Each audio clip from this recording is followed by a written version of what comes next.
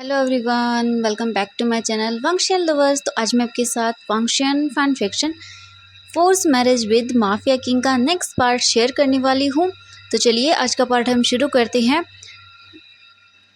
तो इससे जो पहले वाला पार्ट था उसमें हमने देखा था कि सिजन अपने कॉलेज चला गया था अपने क्लासेस को लेने के लिए, और वहीं दूसरी तरफ जो ग्रैनी वैन थी वो भी अपने किसी काम से बाहर चली गई थी कुछ दिनों के लिए। इसके बाद लैन क्रैन भी फिर अपनी ऑफिस मीटिंग के लिए बोलता है कि वो भी बाहर जाएगा, अपने ऑफिस जाएगा। ये सुनकर वीइंग बहुत सैड हो जाता है क्योंकि अब तो कोई घर में था ही नहीं। वीइंग मतलब समझ नहीं पा रहा था वो क्या करे। वो ये भी नहीं बोल सकता था कि वो जाना चाहता है, वो अकेला नहीं रहना चाहता। फिर लैन किरण समझ जाते हैं वी इनके फेस को देखकर। फिर वो बोलते हैं वी जाओ, रेडी हो जाओ, आज हम बाहर जाएंगे। वी जिंग ये सुनकर बहुत खुश हो जाता है। वो जल्दी से जाता है और रेडी होकर आ जाता है क्योंकि पहली बार किसी ने उससे ये कहा था कि वो उसे बाहर लेकर जाएगा। सच में वी जिंग बहुत ज़्यादा ही खुश हो गया था। वी जिंग जल्दी से अपने रूम में जाता है और जो ग्रैनी वैन उसका बैग लेकर आई थी उसमें से वो अपने लिए कपड़े निकालता है। एक ब्लैक पैंट और एक वाइट शर्ट निकालता है, उसे पहनकर वो बाहर आ जाता है। लैन किरण विंग को देखकर बोलते हैं वी तुम बहुत प्यारे लग रहे हो। इसके बाद वो विंग का हाथ पकड़ते हैं और उसे घर से बाहर ले जाते हैं।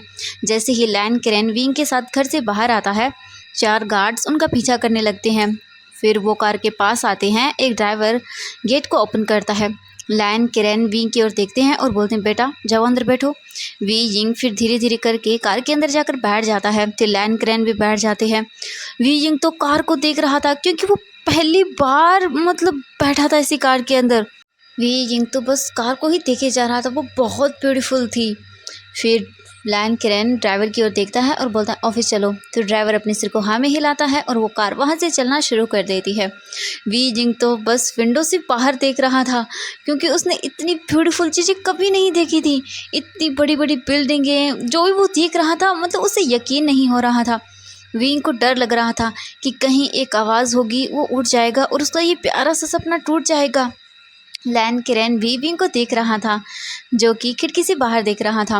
लैन किरण विंग को ऐसे देखते हैं तो उनके फेस पर एक स्माइल आ जाती है। फिर वो अपनी फाइल को लेते हैं और उसे रीड करने लगते हैं। वी जिंग तो बस पूरे टाइम खिड़की से बाहर ही देख रहा था। बाहर का व्यू बहुत ब्यूटीफुल था। वी जिंग इतनी इतनी बड़ी बिल्डिंगों को पहली बार देख रहा था, वो एक बच्चे की तरह बिहेव कर रहा था। उन बिल्डिंगों को देखकर मन ही मन बहुत खुश हो रहा था। लगभग 1 घंटे ड्राइव करने के बाद वो कार अचानक से एक बहुत बड़ी बिल्डिंग के सामने आकर रुक जाती है। जैसे ही कार रुकती है, एक गार्ड डोर को ओपन करता है और बोलता है सर हम आ गए। लैन किरण अपने सिर को हाँ में हिलाता है। फिर वो फाइल को रख देता है और विंग की ओर देखता है जो अभी भी शौक के मारे बाहर ही देख रहा था। लैन किरण उसकी ओर देखते हैं, उसके सर पर हाथ रखते हैं और बोलते हैं वी बेटा क्या हुआ, अब चले हम। वी जिंग समझ नहीं पा रहा था वो क्या करे। लैन किरण फिर विंग की ओर देखते हैं और बोलते हैं बेटा चलो बाहर। फिर वो धीरे धीरे करके खुद कार से बाहर निकलते हैं। फिर विंग का हाथ पकड़ते हैं और उसे कार से बाहर निकालते हैं। वी जिंग जैसे ही कार से बाहर निकलता है वो उस बिल्डिंग की ओर देखता है तो वो देखता ही रह जाता है। इतनी बड़ी बिल्डिंग उसने अपनी लाइफ में कभी नहीं देखी थी। उनके चारों तरफ गार्ड्स खड़े हुए थे। तभी वहाँ पर साव शिंगचन आता है और बोलता है सर वांगजी सर आपका वेट कर रहे हैं। लैन किरण बोलता है ठीक है साव चिंगचन, हम अभी आते हैं। ये बोलकर फिर वो विंग की ओर देखते हैं और बोलते हैं बेटा चले। ये बोलकर वो विंग का हाथ पकड़ते हैं और उसे अपने साथ ले जाने लगते हैं। वो बिल्डिंग के अंदर एंटर करते हैं। विंग तो बस इधर से उधर देखते जा रहा था।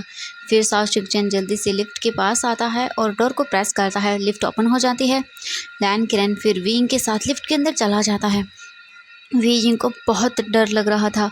उसने ये सब चीज़ें अपनी लाइफ में कभी नहीं देखी थी, लेकिन उसके डैड उसके साथ थे तो उसे अच्छा फील हो रहा था क्योंकि हर वक्त लैन किरण ने विंग का हाथ पकड़ा हुआ था तो उसे बहुत अच्छा फील हो रहा था। लगभग 5 मिनट के बाद वो लिफ्ट रुक जाती है। डोर ओपन होता है और साव चिंगचन पहले बाहर निकलता है। फिर लैन किरण निकलते हैं। फिर वो वांगजी के ऑफिस के अंदर एंटर करते हैं। जितने भी स्टाफ वहाँ पर काम कर रहे थे, जैसे ही वो लैन किरण को देखते हैं वो उन्हें ग्रीट करने लगते हैं। तभी उन सब की नज़रें हमारे लिटिल से वी जिंग पर जाती हैं जो डरा सहमा सा लैन किरण के पीछे पीछे चल रहा था और लैन किरण ने उसका हाथ पकड़ा हुआ था। सभी लोगों के माइंड में विंग को देखने के बाद एक ही क्वेश्चन था, आखिर ये लड़का है कौन। क्योंकि किसी को भी नहीं पता कि हमारे वांग जी की शादी हो चुकी है और ये लिटिल क्यूट सा बॉय हमारे वांग जी का हस्बैंड है। वो सभी लोग बस क्यूरियोसिटी के अंदर विंग को देखे जा रहे थे और विंग को बहुत अजीब सा फील हो रहा था कि किस तरह से ऑफिस के जितने भी लोग हैं वो घूर घूर के उसे देख रहे हैं। साओ शिंग चैन लैन किरण को फिर एक ऑफिस रूम के बाहर लेकर आता है और बोलता है, सर, शेयरशन ग्रुप के चेयरमैन के साथ आज आपकी मीटिंग है, तो आप अंदर चलिए, वो आ चुके हैं। लैन किरण फिर साओ शिंग चैन की ओर देखता है और बोलता है, ठीक है, मुझे ये बताओ, क्या वांग जी ये मीटिंग अटेंड करेगा? साओ शिंग चैन उनकी ओर देखता है और बोलता है, नहीं सर, वो ये मीटिंग अटेंड नहीं करेंगे। उसके बाद उनकी 2 मीटिंग है, जिनमें एक मीटिंग आपको उनके साथ करनी है और एक फिर से अलग करनी है। लैन किरण ये सुनने के बाद बोलता है, ठीक है। फिर वो विंग की ओर मुड़ते हैं और बोलते हैं, वी बेटा, एक काम करो, तुम साओ शिंग चैन के साथ वांग जी के ऑफिस में जाओ, ठीक है? मैं थोड़ी देर बाद एक मीटिंग अटेंड करके तुमसे मिलता हूँ, ठीक है? वी जिंग कुछ नहीं बोलता। लैन किरण फिर साओ शिंग चैन की ओर देखता है और बोलता है, साओ शिंग चैन, जाओ इसे वांग जी के पास ले जाओ।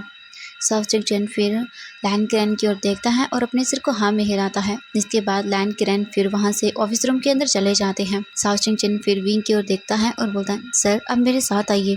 वी जिंग जब ये सुनता है तब वो साओ शिंग चैन की ओर बहुत ही हैरानी से देखता है। साओ शिंग चैन एक स्माइल करता है और बोलता है, वी, चलो मैं तुम्हें वांग जी के पास ले चलता हूँ। वी कुछ नहीं बोलता। साओ शिंग चैन फिर आगे चलने लगता है और वी जिंग धीरे धीरे उसके पीछे पीछे चलने लगता है। तभी वहाँ पर एक पर्सन आता है जिसके हाथ में 2 फाइलें थी और एक गर्ल भी आती है। उन्हें देखने के बाद साओ शिंग चैन रुक जाता है और विंग भी रुक जाता है। साओ शिंग चैन उनकी ओर देखता है और बोलता है, क्या हुआ? तभी वो पर्सन साओ शिंग चैन की ओर देखता है और बोलता है, बॉस बहुत गुस्सा हो गए हैं क्योंकि इस फाइल में प्रिंटिंग गलत हो चुकी है। साओ शिंग चैन बोलता है, क्या? तुम सबको पता है कि बॉस कितने गुस्से में आ जाते हैं जब उन्हें पता चलता है कि उनके काम में कोई गलती हुई है। ओ गॉड, अब मैं क्या करूँ? तुम सबकी वजह से मुझे डांट सुननी पड़ेगी। फिर वो जल्दी से उस फाइल को लेता है और देखता है कि उसमें कहाँ पर गलती हुई है। फिर वो जल्दी से वहीं पर उस चीज़ को ठीक करने लगता है। फिर वो उस चीज़ को ठीक करने के बाद उन दोनों एम्प्लॉय की ओर देखता है और बोलता है, आगे से बॉस के सामने तुम दोनों मत आना, वरना तुम हम दोनों की जॉब्स तो गई। वो दोनों एम्प्लॉयज ये सुनकर बहुत ज़्यादा डर जाते हैं। साओ शिंग चैन अपने आप को कम डाउन करता है और बोलता, जाओ तुम दोनों यहाँ से। फिर वो एम्प्लॉयज दोनों वहाँ से चले जाते हैं। उन दोनों के जाने के बाद फिर साओ शिंग चैन अपने आप को काम डाउन करता है, विंग की ओर देखता है और बोलता है, वी, प्लीज़ मुझे माफ़ करो, लेकिन तुम एक काम करो, तुम ऑफिस को देखना अच्छे से, ठीक है? तुम ऑफिस को देखो, तब तक मैं आता हूँ, ठीक है? बस 5 मिनट लगेंगे मुझे, वरना वांग जी बहुत गुस्सा हो जाएगा। वी जिंग कुछ नहीं बोलता, वो बस अपने सिर को हाँ में हिला देता है। साओ शिंग चैन बोलता है, वी, तुम अच्छे से ऑफिस को देखो, ठीक है? मैं अभी आता हूँ। ये बोलकर साओ शिंग चैन वहाँ से चला जाता है उस फाइल में जो गलती हुई है उसे ठीक करवाने के लिए। अब हम हमारे लिटिल से वी जिंग को देखते हैं। वी जिंग चुपचाप वहीं पर खड़ा हुआ था और वो ऑफिस को देख रहा था। सच में ये ऑफिस बहुत ज़्यादा बड़ा था। विंग को तो कुछ समझ नहीं आ रहा था वो क्या करे। विंग बस इधर से उधर देख रहा था। तभी उसकी नज़रें एक वॉल की ओर जाती हैं। उस वॉल पे जो ड्राइंग्स की गई थी, या जो उस पर डिज़ाइन बनाए हुए थे ना, वो विंग को बहुत पसंद आते हैं। और विंग फिर उसकी ओर चलने लगता है। विंग ऑफिस में जितनी भी सब चीज़ें थी वो देख रहा था। कितना ब्यूटीफुल ऑफिस था। विंग बस इधर से उधर देख रहा था उन सब चीज़ों को। और हम दूसरी तरफ वांग जी को देखते हैं जो अपने ऑफिस के अंदर बैठा हुआ था और वो बोल रहा था, क्या हुआ, अभी तक फाइल क्यों नहीं आई? एक लड़की जो वहाँ पर खड़ी हुई थी वो डर जाती है ये सुनकर। वो बोलती है, बॉस, वो अभी फाइल आ रही है। वांग जी गुस्से में बोलता है, क्या मीटिंग शुरू होगी तब आएगी फाइल? वो लड़की ये सुनकर तो और भी ज़्यादा डर जाती है। तभी साओ शिंग चैन वांग जी के ऑफिस का रूम ओपन करता है और बोलता है, बॉस, फाइल रेडी है। वांग जी ये सुनने के बाद जल्दी से उसकी ओर देखता है और बोलता है, साओ शिंग चैन, तुम फाइल लेकर क्यों आए हो? ये तो किसी और का काम था ना? साओ शिंग चैन बोलता है, हाँ, मैं जानता हूँ बॉस, ये किसी और का काम था, लेकिन सर आए हुए हैं ना, चेयरमैन सर आए हैं, तो इसीलिए मैंने उन्हें किसी और काम में लगा दिया। वांग जी बोलता है, अच्छा, डैड आ गए? साओ शिंग चैन बोलता है कि हाँ, वो आ चुके हैं और वो मीटिंग अटेंड कर रहे हैं। वांग जी बोलता है, ठीक है। इसके बाद फिर साओ शिंग चैन वो फाइल वांग जी को दे देता है और वांग जी उस फाइल को रीड करता है। उसे रीड करने के बाद फिर वो बोलता है, ठीक है, चलो मीटिंग के लिए। साओ शिंग चैन भी अपने सिर को हाँ में हिलाता है और वांग जी फिर अपनी चेयर से खड़ा होता है और मीटिंग के लिए ऑफिस के जो रूम था उससे बाहर निकलता है। अब हम विंग को देखते हैं। विंग उस वॉल को काफ़ी गौर से देख रहा था। उसकी जो डिज़ाइन था वो बहुत ज़्यादा उसे पसंद आ रहा था। विंग सोच रहा था क्या इसके अंदर हम ये चीज़ ऐड कर सकते हैं? मतलब वो ये सोच रहा था कि इसके अंदर अगर हम एक डिज़ाइन ये वाला ऐड कर दें तो ये और भी ब्यूटीफुल लग सकती है। वियिंग ये सोचकर स्माइल करता है, फिर वो मुड़ता है और फिर दूसरी तरफ जाने लगता है। तभी अचानक से वांग जी विंग से टकरा जाता है। वे यिंग वांग जी से टकराने की वजह से नीचे गिरने वाला था। तभी अचानक से वांग जी जब देखता है कि वो किसी से टकरा गया और वो पर्सन नीचे गिरने वाला है, तो वांग जी जल्दी से उसकी कमर से उसे पकड़ लेता है और वे यिंग ने तो डर की वजह से अपने आइज़ को कसकर बंद कर लिया था। और वहीं दूसरी तरफ जब वांग जी विंग के फेस की ओर देखता है तो वो देखता ही रह जाता है। मतलब वांग जी को यकीन नहीं हो रहा था कि वी यिंग यहाँ है। वांग जी तो बस विंग के फेस को ही देखता जा रहा था, विंग की आई लैशेज को, उसके लिप्स को। वांग जी तो बस उन्हें देखे जा रहा था। वांग जी धीरे धीरे करके वी यिंग के लिप्स के क्लोज जाने लगता है। वांग जी को पता भी नहीं चला कि कब वो धीरे धीरे करके वी यिंग के फेस के बिल्कुल क्लोज आ गया। और वहीं दूसरी तरफ ऑफिस के सब लोग ये चीज़ देख रहे थे, वो भी अपनी आंखों को बड़ी बड़ी करके। मतलब उन्हें यकीन नहीं हो रहा था कि उनके बॉस ये क्या कर रहे हैं।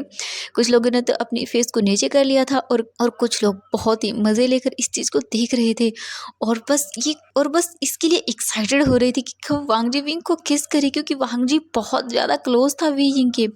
और वहीं दूसरी तरफ जब शाओ शिंग चैन ये सब चीज़ देखता है तब उसकी आंखें बड़ी बड़ी हो जाती हैं। उसे समझ नहीं आ रहा था कि वो मतलब क्या करे, वो कैसे रोके वांग जी को, मतलब वो क्या करे। और फिर उसकी नज़रें सभी ऑफिस के मेंबर्स की ओर जाती हैं जो उन दोनों को ही कितनी घूर घूर के देख रहे थे। विंग को तो कुछ पता भी नहीं था, वो तो डर के मारे बस अपनी आंखों को बंद किए हुए रखता है। वांग जी विंग के बहुत क्लोज चला जाता है उसके फेस के। वांग जी मतलब उसके लिप्स से 1 इंच की दूरी पर था। अगर थोड़ा सा भी वांग जी और नीचे हुआ और उसके और विंग के लिप्स एक दूसरे से टच हो जाएंगे। साओ शिंग चैन ये सब चीज़ें नहीं होने दे सकता, ऐसे सबके सामने तो बिल्कुल भी नहीं। साओ शिंग चैन बहुत हिम्मत करता है और फिर वो बोलता है बॉस मीटिंग हमारी मीटिंग है बॉस।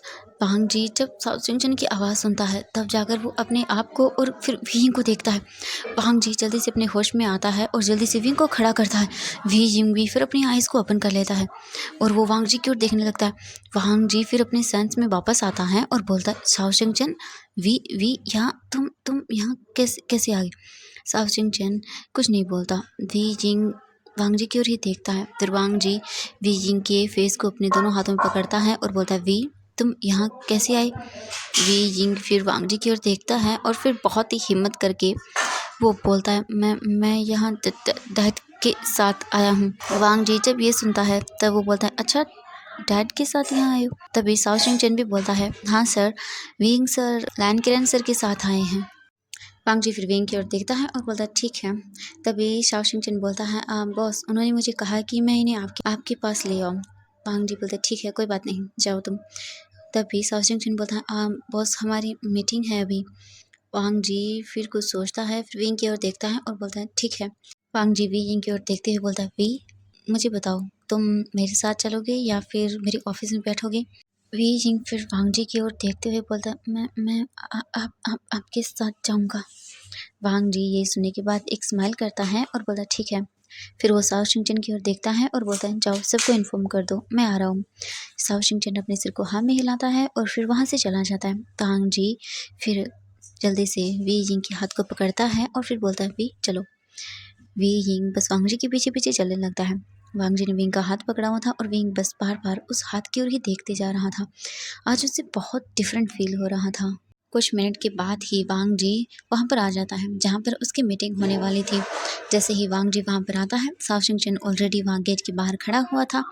वो वांग जी की ओर देखता है और बोलता है, बॉस सब रेडी है। वांग जी अपने सिर को हाँ में हिलाता है। साओ शिंग चैन फिर जो कॉन्फ्रेंस रूम था उसका डोर ओपन करता है और वांग जी फिर अंदर चला जाता है। सभी लोग जब वांग जी को देखते हैं तो वो उन्हें ग्रीट करते हैं और फिर नीचे बैठ जाते हैं। फिर उन सभी की नज़रें हमारे लिटिल वी यिंग पर जाती है। सब लोग क्यूरियोसिटी से बस वी यिंग को ही देखते रहते हैं। वांग जी आगे आता है विंग का हाथ पकड़े हुए ही। विंग ने अपने फेस को पूरे टाइम नीचे किए हुए रखा था। वांग जी फिर आता है, फिर वो धीरे से विंग का हाथ छोड़ता है और फिर वो अपनी जाकर चेयर पर बैठ जाता है। वी यिंग वांग जी के पास ही खड़ा हुआ था। वांग जी फिर बोलता है, हाँ तो चलो मीटिंग शुरू करते हैं। तभी अचानक से वांग जी रुक जाता है। फिर वो विंग की ओर देखता है और फिर जल्दी से अपनी चेयर से खड़ा हो जाता है। ये देखकर सब लोग हैरान हो जाते हैं। वांग जी फिर वीइंग की ओर देखता है और बोलता है, वी यहाँ बैठो तुम। वीइंग कुछ नहीं बोलता, बस वो वांग जी की ओर ही देखने लगता है। वांग जी फिर खुद वीइंग को उसके दोनों शोल्डरों से पकड़ता है और उसे वहाँ लाकर चेयर पर बिठा देता है। ये देखने के बाद तो सबकी आंखें पूरी तरह से बाहर ही आने वाली थी। सब लोगों के मन में एक ही क्वेश्चन था, आखिरकार ये लड़का है कौन जिसकी वांग जी इतनी केयर कर रहा है।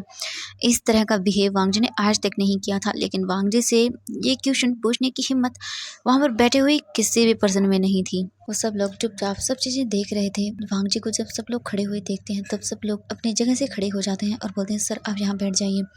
वांग जी सब की ओर देखता है और बोलता है, नहीं कोई ज़रूरत नहीं। तभी वो गार्ड्स की ओर देखता है और बोलता है, जाओ एक चेयर और लेकर आओ। फिर वो गार्ड्स अपने सिर को हाँ में हिलाते हैं और वहाँ से चले जाते हैं।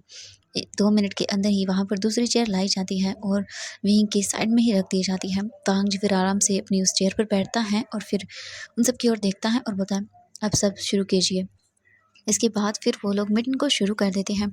लगभग 4 घंटे तक लगातार वो मीटिंग चलती रहती है। वांग जी डिस्कस करता है हम सब के साथ। विंग बस देख रहा था, जो भी सब चीज़ें वो बोल रहा था विंग बहुत फोकस करके उन सब चीज़ों को सुन रहा था। वो लोग 4 घंटे से लगातार इसी तरह से बोलते जा रहे थे और हमारा विंग बेचारा पूरे 2 घंटे तक तो बहुत अच्छे से उन सभी बातों को सुनता है। लेकिन उसके बाद उसे धीरे धीरे करके नींद आने लगती है और वो पीछे चेयर पर अपने सर को रखकर उसे पता भी नहीं चला कि वो कब सो गया। जो अदर मेंबर्स थे उस मीटिंग के अंदर बैठे हुए थे, जब वो ये देखते हैं कि वो लड़का वहाँ बैठकर सो गया है, सब लोग बहुत बुरी तरह से डरने लगते हैं, क्योंकि अब उन्हें पता था कि किसी भी वक्त जब वांग जी की नज़रें उस लड़के के ऊपर पड़ेंगी तब वो बहुत बुरी तरह से उस लड़के के ऊपर चिल्लाएगा। सभी लोग बस यह सब चीज़ सोच रहे थे।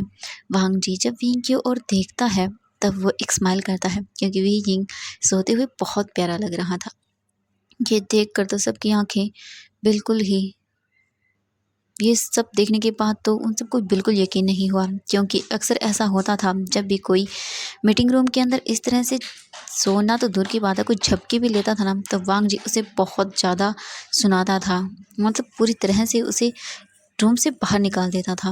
और आज उनका बॉस ये सब कर रहा है, उन्हें यकीन नहीं हो रहा था। ऐसे ही करके वो मीटिंग अच्छे से कंप्लीट हो जाती है। कंप्लीट हो जाने के बाद वांग जी फिर अपने फेस को टर्न करता है। वी जिंग आराम से उस चेयर पर सोया हुआ था। मीटिंग से एक एक करके सभी लोग जाने लगते हैं। वांग जी विंग की ओर देखता है, फिर स्माइल करता है, उसके पास जाता है और उसके आइज़ पर जो बाल आ रहे थे उन्हें हटाता है। फिर वो चाओ चिंग चैन की ओर देखता है और बोलता है, तुम जाओ डैड को रूम के अंदर भेज देना, ठीक है, इस वक्त वैसे भी लंच टाइम हो गया है। चाओ चिंग चैन बोलता है, ठीक है सर। इसके बाद वांग जी फिर जल्दी से विंग के पास जाता है और उसे अपनी गोद में उठाता है और वी यिंग वांग जी को कसकर पकड़ लेता है। वांग जी ये देखकर स्माइल करता है। फिर वो वी यिंग को लेकर अपने ऑफिस रूम के अंदर आता है। ऑफिस रूम के अंदर आने के बाद वो अच्छे से वी यिंग को सोफे पर लिटाता है, लेकिन वी यिंग ने तो वांग जी की शर्ट को कसकर पकड़ लिया था। वांग जी जब ये देखता है तब वो एक स्माइल करता है, वी यिंग को अच्छे से सोफे पर लिटाता है, अपने शर्ट को उससे छुड़वाता है और फिर वहीं उसके सर को अपनी गोद में रख लेता है और उसके सर को सहलाने लगता है। वे यिंग इस वक्त बहुत प्रीटी लग रहा था। वांग जी की नज़रें ही विंग से नहीं हट रही थी। वांग जी को पता भी नहीं चला कि कब वो विंग को देखते हुए ही उसके क्लोज चला गया और वो उसके लिप्स पर अपने लिप्स को सॉफ्टली टच करता है और अपने लिप्स को वो मूव करने लगता है। वांग जी को तो पता भी नहीं चला कि कब वो ये सब करने लगा। वांग जी धीरे धीरे करके अपने लिप्स को मूव करता जा रहा था और वी जिंग जो नींद में था उसे पता नहीं क्यों ये चीज़ बहुत अजीब लग रही थी। वी जिंग धीरे से आवाज़ करता है क्योंकि वांग जी उसे किस कर रहा था। वांग जी अपने लिप्स को बहुत बुरी तरह से विंग के लिप्स पर प्रेस करने लगता है और वी जिंग जो नींद में था उसे बहुत ज़्यादा अजीब सा लग रहा था। वांग जी जैसे जैसे विंग को किस करते जा रहा था उसे बहुत डिफरेंट फील होने लगता है। वो बस और भी ज़्यादा चाहता था विंग को। अब वांग जी धीरे धीरे करके अपनी टंग से विंग के माउथ को ओपन करने की कोशिश करता है। वांग जी मतलब बहुत डेस्परेट हो रहा था और वो पूरी तरह से विंग के माउथ को फील करना चाहता था, इसीलिए वो अपने टंग से विंग के माउथ को ओपन करने की कोशिश करता है। लेकिन विंग नींद में था तो वो अपने माउथ को बिल्कुल भी ओपन नहीं कर रहा था। वांग जी धीरे से वी यिंग के लिप्स पर उसे छोटे छोटे बाइट करना शुरू कर देता है, जिस वजह से वी यिंग थोड़ी थोड़ी आवाज़ें करने लगता है और वो धीरे धीरे करके अपने माउथ को भी ओपन करने लगता है। वांग जी जब ये देखता है तब वो स्माइल करता है और वो डेस्परेटली वी यिंग को और भी ज़्यादा डीपली किस करना शुरू कर देता है। तो एवरीवन, आज के लिए बस इतना ही। मिलते हैं नेक्स्ट पार्ट में। कमेंट करके मुझे ज़रूर बताना कि आपको आज का पार्ट कैसा लगा। ओके, तो फाइनली हमारा वांग जी अपने कंट्रोल को सच में लूज़ कर ही रहा है हमारे लिटिल वी यिंग को देख के। ओके, तो अब देखना होगा इन दोनों की आगे की लव स्टोरी कैसी होगी। वी यिंग जिसे कुछ भी नहीं पता ये सब चीज़ें क्या हैं, और हमारा वांग जी वो तो पूरा का पूरा डेविल है। तो देखते हैं हमारा प्यारा सा वी यिंग कैसे वांग जी से बचता है, या फिर कुछ और ही होगा। ओके, बाय बाय एवरीवन, आज के लिए बस इतना ही। मिलते हैं जल्द ही एक प्यारे से पार्ट के अंदर। Bye bye everyone, good night, sweet dreams, see you again in next